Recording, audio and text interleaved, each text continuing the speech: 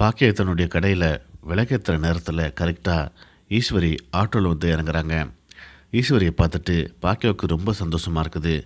வாங்கத்த உள்ளே வாங்க அப்படின்னு சொல்லிட்டு ஓடி போயிட்டு உள்ளே வரவேற்கிறாங்க. ஒரு கடைக்கு போர்டு கூட கிடையாது. எந்த கடை அப்படின்னு சொல்லிட்டு எப்படி அட்ரஸ் கேட்டு வர்றது?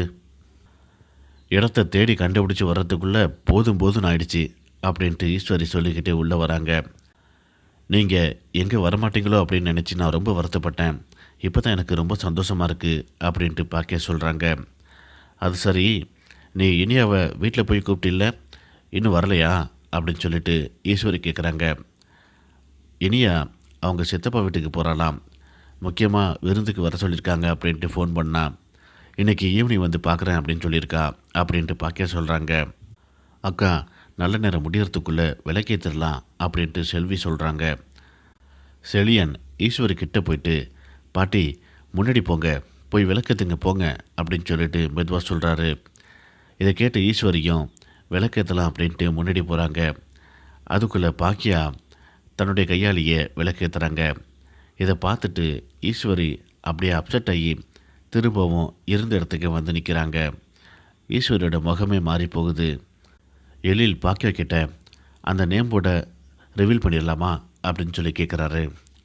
இது என்னடா நீ தயாரிக்கிற படத்தோட பேரா? நம்ம ஹோட்டல் பேர் தானே, நீ காலையிலேயே இதெல்லாம் எடுத்து வெளியில் வச்சுருக்கலாம்ல அப்படின்னு சொல்லிட்டு பாக்கியா சொல்கிறாங்க. நீங்கள் தான் என்னைய எந்த வேலையும் செய்யக்கூடாதுன்னு சொல்லிட்டீங்க, இந்த வேலையாவது என்னை பார்க்க விடுங்க அப்படின்னு சொல்லிட்டு எழில் அந்த நேம் போர்டு மூடி இருக்கக்கூடிய அந்த ஸ்க்ரீனை மெதுவாக திறக்கிறாங்க. இன்னொரு பக்கம் பாக்கியா அதையும் திறக்கிறாங்க.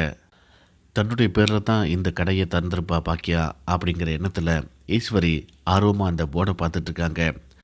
ஆனால் ஈஸ்வரி தலையில் மிகப்பெரிய இடி இறக்கிட்டாங்க பாக்கியா அப்படின்னு தான் சொல்லணும்.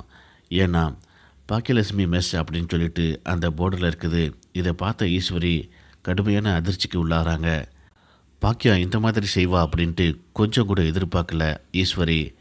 ஸ்டன்னாய் அப்படியே நிற்கிறாங்க. இதோட இந்த பிரம முடியுது.